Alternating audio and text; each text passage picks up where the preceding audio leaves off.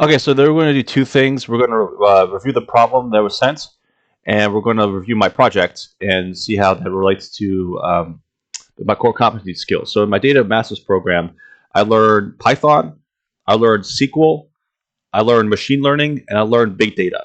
And I did a capstone that involved three of those four. It didn't involve big data, but it involved three of those four things. So I did machine learning, Python, and I actually didn't do SQL, but I did machine learning in Python, and we'll review that project as well.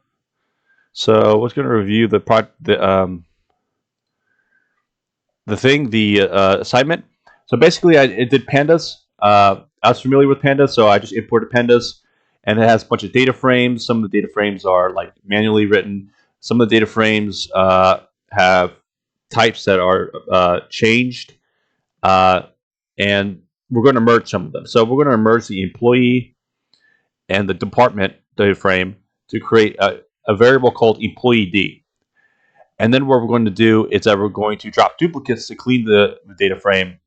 We're going to group by, and we're going to group by the largest three uh, to create uh, a salary in descending order. And we're going to merge names because we will need the names to answer our question. And our question is, who makes the most money in each department?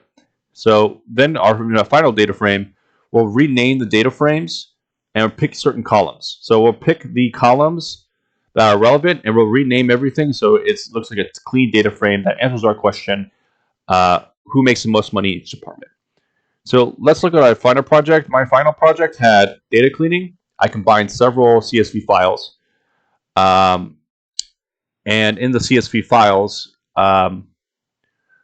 it required some dropping rows, and it required it's like renaming columns, describing things, and I think what I did, as well as I changed the data types because it was impossible to do the data visualization without changing data types.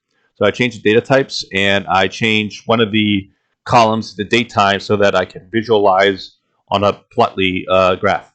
So in the data analysis, exploratory data analysis, and data visualization, we have a Plotly graph of all the macroeconomic indicators, and we have some annotations on certain events that happened during those times, and we have a box plot to describe like frequency and range, and then we have histograms to see where the most of the data is grouped up in.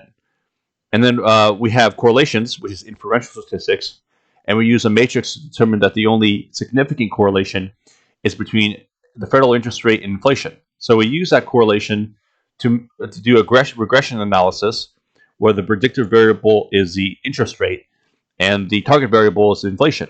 And what we've determined through three models, linear regression, random forest, and X-tree, is that the scores are too low to say that the interest rate adequately predicts the inflation.